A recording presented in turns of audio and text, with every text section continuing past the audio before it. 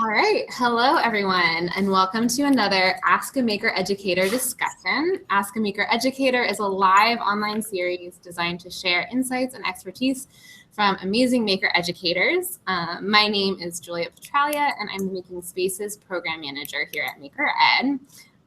We are excited to have Peter Wardrop from the Children's Museum of Pittsburgh, or CMP, as you may hear us use later on, and Mindy Porter from the Scott Family Museum joining us today for our discussion.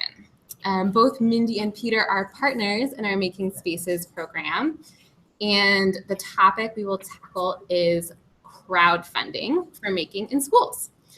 For those of you watching online, please use the chat box on the right side of YouTube to submit your questions and chat online with other viewers, or you can use Twitter with the hashtag #AskAMakerEducator to submit your questions and insights, or the submissions form on our Ask a Maker Educator webpage.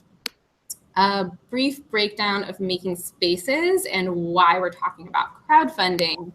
Making Spaces is a program partnership between Maker Ed, Children's Museum of Pittsburgh, and Google, where we've set up a hub and spokes partnership model.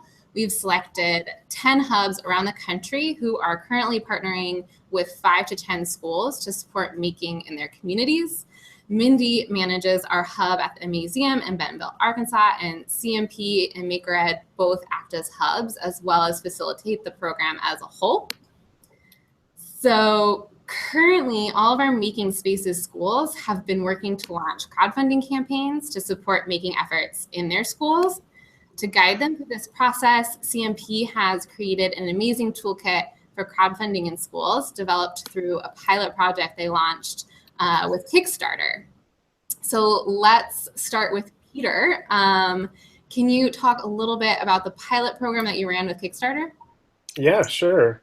So, and I should give adequate credit to colleagues. So, this was a project last year that was led by Teresa DeFlitch, who was at the Children's Museum of Pittsburgh, and she and Lisa Brahms and myself worked with 10 schools to develop a crowdfunding campaign. And the crowdfunding campaign was intended to use Kickstarter as a platform and raise money for a maker space, a maker program, but it was more than that too. It was meant to raise money for professional development as a way of sort of building capacity of their educators.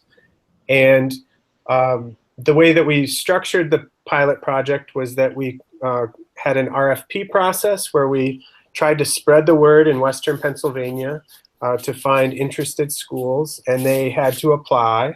And we selected schools based on, we wanted variation, so we wanted to see how this would work with private schools, public schools, charter schools, elementary, middle, high school, urban, suburban, rural, a cross-section of all sorts of schools. And that sort of guided our selection process.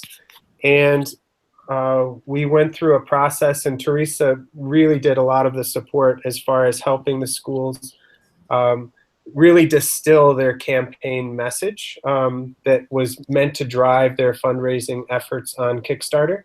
And in the end, 7 of the 10 schools were able to achieve their goal. So the good and the bad of Kickstarter is if you don't get your goal, you don't get your money.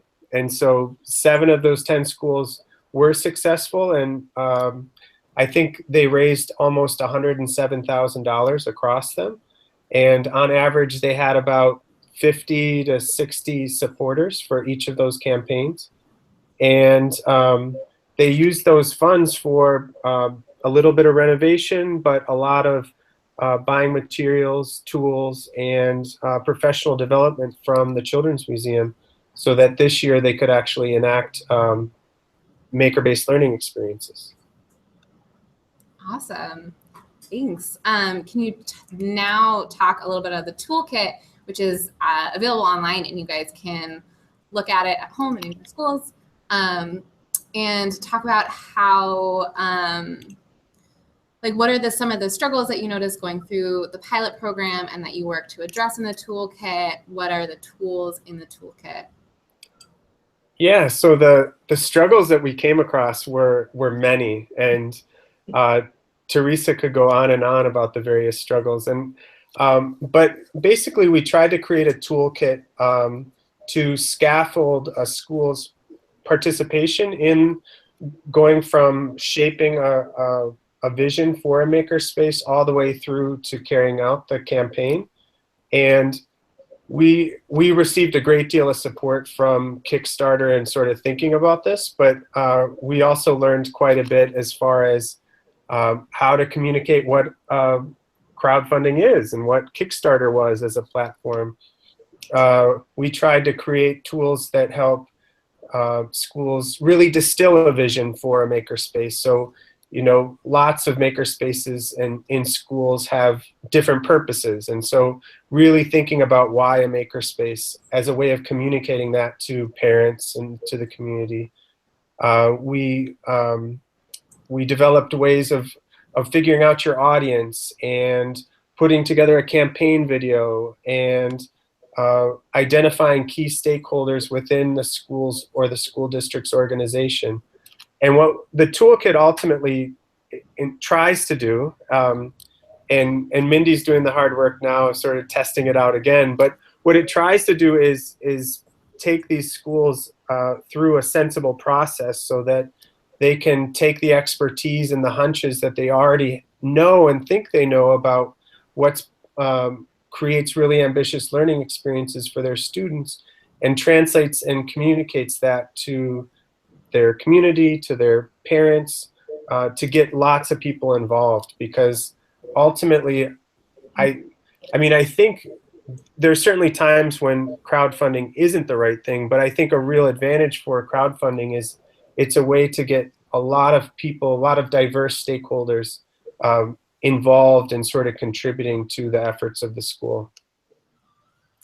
Yeah, that's a really key value that I think a lot of our schools are finding right now too.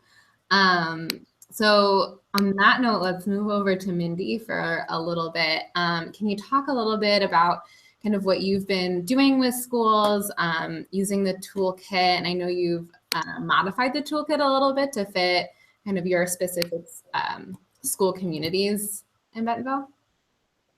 Yeah, absolutely. We have been working with 6 different schools here in Northwest Arkansas, and we followed after Pittsburgh's example of choosing a diverse platform or portfolio of schools to work with. So we have some elementary schools, some middle schools, some junior highs. We have a private school. We have a charter school as well as public schools.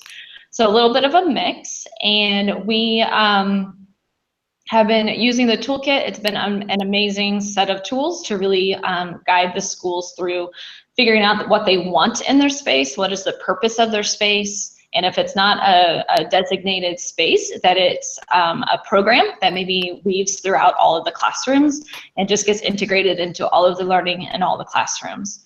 So really the tools have helped them to ask questions that they may not have thought about before, or would maybe find out that they needed to ask that question 2 or 3 years down the road when it's a little bit too late.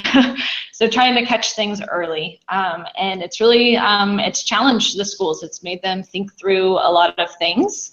And it's made them talk with co-teachers, but also talk with administration in ways that I don't think they normally get to do. So they've really enjoyed going through that process.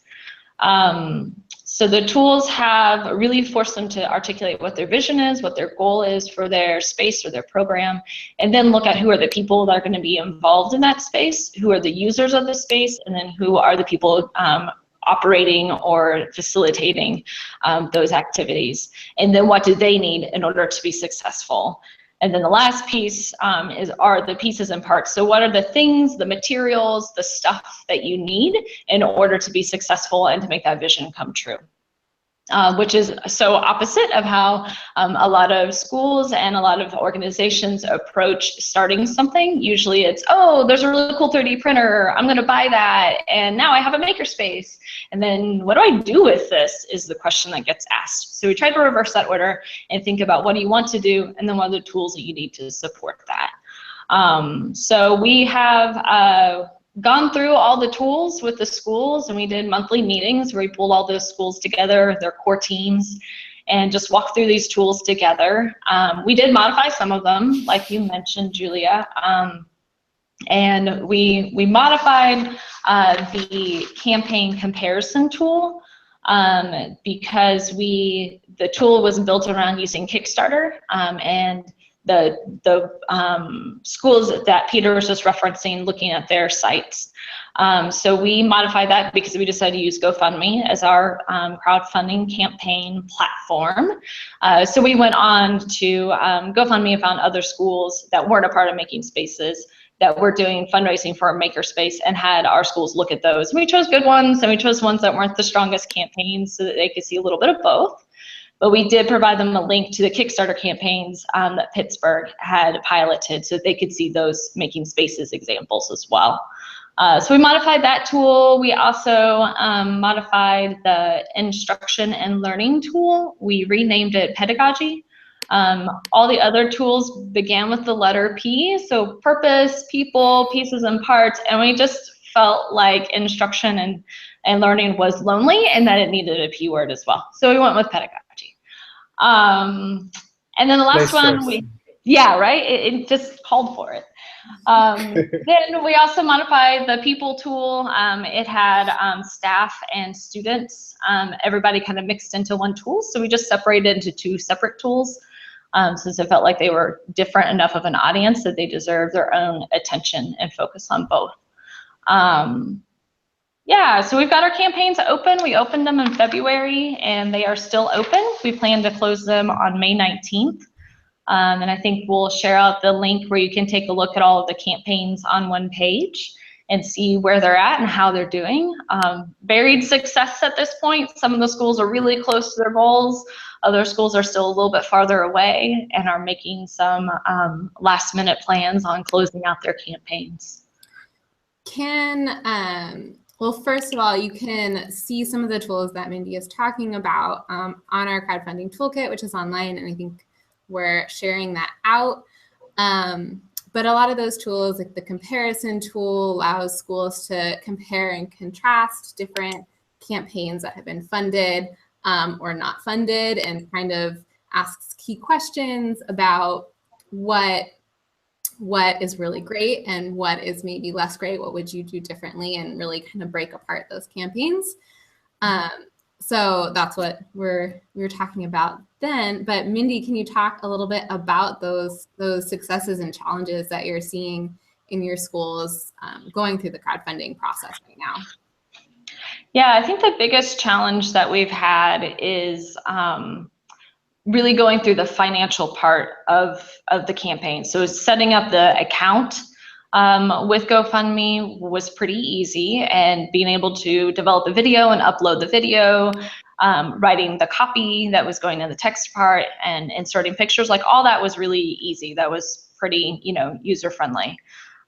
When it came to the account part, it became more rocky waters to navigate as we tried to understand on the school side who needs to be involved, the business manager, is it one person for the school, is it at the district level? And every school had some different situation going on. So we just had to navigate through 6 different unique situations. And us not knowing, so we can't just tell them, go talk to this person. They had to ask around to find out. So that was a little challenging, but we were able to finally get everybody set up properly, hopefully.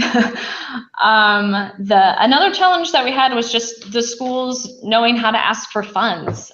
So often they don't do that, or they're used to writing grants, or they're used to putting in a PO for something. So it was difficult to have the schools, the teachers, the administrators understand how to go out and ask for families in the community to donate to the site and and how to do that and how to not feel awkward about doing that. So that's definitely been a challenge. We've had a lot of successes with them really owning the process of articulating what their goals are and what their vision is, and really boiling that down to just that meaty 30-second elevator speech and getting that put into bullet points and finding pictures that speak directly to those points. Creating videos that are incredible. Go onto the page and watch the videos. They use their students. It's all very personalized. So there are a lot of successes in that. And they've been really creative in how they've been finding ways to get donations. Like if we get to the halfway point of our campaign, then you could put half a pie in a teacher's face. Or we're going to do an art class after school, and it's just $5 to participate in a 30-minute art class, and then all that goes to the campaign. When we realized that you can log offline donations and not have to go through GoFundMe to make your donation, that you can actually just collect cash and then record it, that helped as well. Because then they could do like Dollar Day, where you can wear a hat to school, pay $1, wear a hat to school, and then that $1 just goes as an offline donation instead of having to go in for credit card for $1.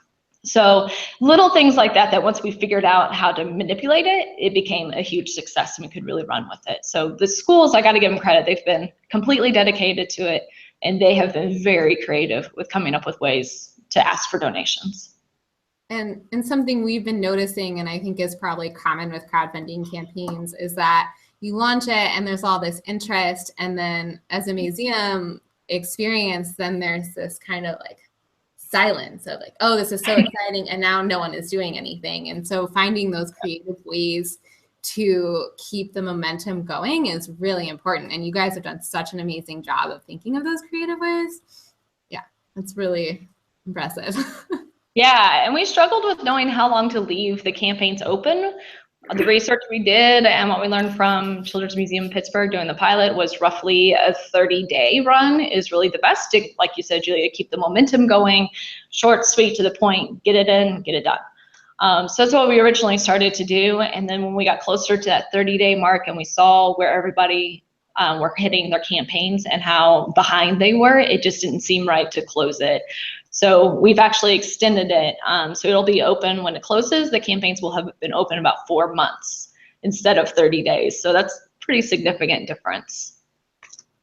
Yeah, and I'm sure that's something that's going to vary from community to community.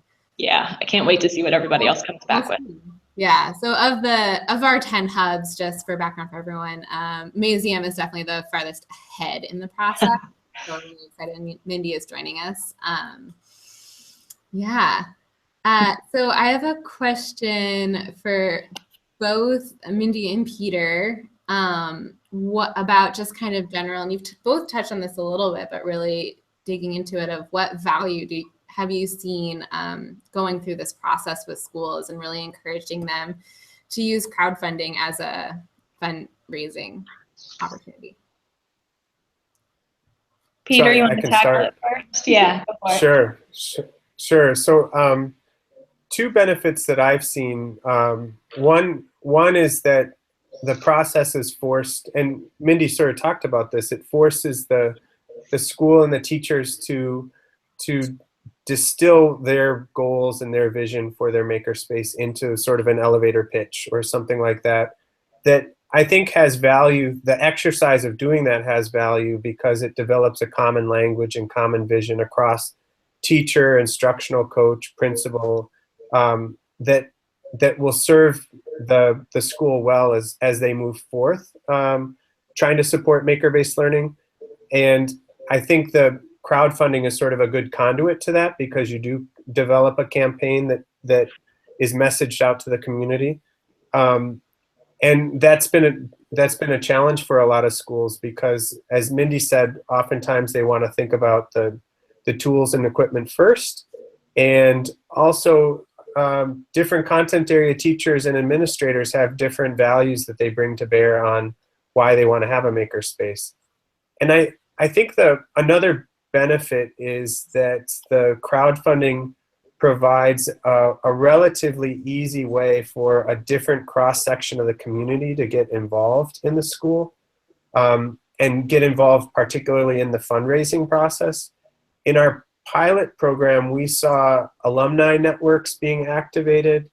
We saw local businesses being activated, and they were being activated around this instructional vision in the classroom that is a little different than what the schools were typically trying to do within the community, because they all had sort of a model of raising money for the football team, or raising money for the marching band, or the annual musical, things like that. But it was a different way that they could engage the parents and members of the community in supporting what goes on day to day in the school. Yeah, I totally agree with all that. You said that very well, Peter. I would add to that I think it allows the schools to take ownership of their funds, and in a method that's fairly easy for them to do to sustain their makerspace over the years. So that it doesn't just fade away after this first initial funds get spent. It's going to require some sustainability. So I think it's a way that they can easily run a campaign on their own without having to wait for the next grant cycle to come up, or to wait for that large donor to come back and be interested again. So I think that's one part of it that is really lovely. It gives them some control, I think, in a way. I think it also just builds general awareness about what they're doing in their school, and the amazing work that they have going on, and the amazing maker-based learning that is happening. So I think it's a great way to just raise awareness, whether that results in a direct dollar donation or not. I think there's a buzz in our community about maker-based learning that wasn't as strong before. So I think those are a couple more values. And to piggyback off that, I know some of the schools Maker Ed is working with, they're also thinking about using this opportunity to not just solicit financial donations, but to really offer volunteer opportunities of, like, it's okay if you can't contribute $5, but if you're willing to come in and support us in a volunteer capacity, that would be really valuable. Here's how to get involved. Here's who to contact. And also thinking about using this as a platform to maybe also talk about, like, in-kind donations that might also be valuable, of tools and supplies, and getting messaging across that way. So it's not just this solicitation, like Mindy was saying, of money. It's really building awareness and trying to get communities involved in any way they can, even if it's just spreading the word and sharing what's going on. Mm-hmm. So Peter, as we have a little bit of time left, I wanted to ask you a little bit about some kind of key questions you're looking at moving forward with the toolkit and crowdfunding in general. Sure. So one thing I'm interested in is how the different hubs are and will be adapting the toolkit to sort of meet their needs. I think it's our thought that it provides sort of a structure for the hubs to support schools in crowdfunding, but it's certainly not a prescription. And so it's fascinating and awesome to see how people adapt it to support their particular schools and their particular context. And I think it's also, we're starting to see this in the Making Spaces project, is to, we're starting to learn the times where crowdfunding makes sense for fundraising, and maybe the times where crowdfunding might not make sense. And I don't know if I have, like, a clear definition of or criteria for when and when not. But just based on various hubs' experiences, there are it's becoming clear to me that there's some real benefits to crowdfunding and some real sort of energizing opportunities for using it to support the development of makerspaces, because you don't really need that much money to get started. But at the same time, there are times that we're starting to see where maybe it doesn't make sense to crowdfund, and maybe there's a more traditional way of fundraising that makes sense for a particular goal that a school has. Yeah, that's a really interesting question. And I think that's a question a lot of people would also want to know the answer to as they're considering this as a potential option for supporting their spaces and programming. I know some of our hubs are battling the issue of oversaturation, especially how we're trying this program out is we have one hub in a city, and they support schools within their region. So there is an oversaturation issue of are too many schools asking for too much in the same place? So that's, I know, something we're looking into and seeing how that's going to work out. But yeah, you guys can take a look at our toolkit. It's a really valuable resource that CMP has put together. It really scaffolds out not just the crowdfunding process, but creating that vision, like Mindy was saying, in a really impactful way for schools. Do you guys have any last minute nuggets that you'd like to share? Any kind of specific school highlights that you'd like to call out that you've seen? I could do a call out for each of our schools. We probably don't have enough time for that. It's just been really interesting to see how even each school has started to adapt the process to make it work for them. One school was able to use their GoFundMe campaign that created some awareness and a buzz with a private donor. That donor was able to help get a foundation to come on board, and then that donor matched that gift, and that resulted in $40,000. Wow. For the school. And That's their awesome. original campaign goal was $8,000, and so they now have a separate 40, and they're going to continue to close out their campaign so that they have the full funding available to them. So if it weren't for that campaign, they probably they may not have been able to get that additional funding. So that was really, that's worthy of the shout out, I think. And just seeing how, like I said, creative the schools have been in coming up with ways to raise awareness and to get some donations coming in. I think that's worth a second shout out. Great. And yeah, shout out. So if Katie Koffler were here, I'm sure she would have some fantastic shout outs to make. She's the one leading the support with our schools right now in Western Pennsylvania. But I think a shout out, I would say, aside from all the amazing work the schools are doing, I think it's really amazing also the hubs that are involved in this project because, for example, Mindy and I are both at museums, and although we really value and take seriously the kinds of experiences we can provide for visitors within the museum, we also, I hope you don't mind me saying, Mindy, but you know, we strive to have really impactful learning experiences outside the museum as well. And one of those ways is to develop partnerships with schools where we can both provide some of our know-how as well as learn just as much from what the schools are doing. And I feel like an exciting shout out is the partnerships that are developing, and maybe they were already developed and now they're solidifying, where working around this crowdfunding effort, we're able to partner with schools and sort of be equals in this collaborative learning process. And I really find that exciting. Yeah, definitely. All right. Well, that's just about the time we have. So thank you, Mindy and Peter, for joining us. Really appreciate it. And we really appreciate the work that you guys are doing with making spaces and on your own in schools. It's really amazing. And thank you for sharing. Yeah, you can find our toolkit on both MakerEd's website and CMP's website. And I strongly encourage you to check out the awesome campaigns that Mindy's schools have gotten going. And until next time, we'll see you guys later.